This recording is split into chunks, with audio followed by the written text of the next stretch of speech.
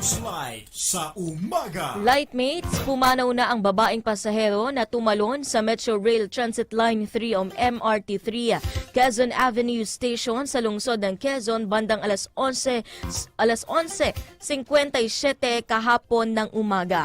Ayon sa MRT3 Management, tumalon ang 73 years old na biktima sa riles at nahagip siya ng paparating na trena. Ipinahayag ni Department of Transportation Assistant Secretary for Railways at MRT3 Officer in Charge Jorgete Aquino.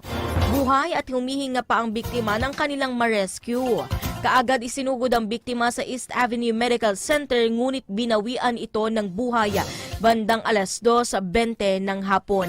Dahil sa insidente, kailangan ipatupad ang 1 oras na provisionary service sa Shaw Boulevard Station hanggang Taft Avenue Station at ibinalik ang serbisyo ng tren bandang alas 1:20 kahapon.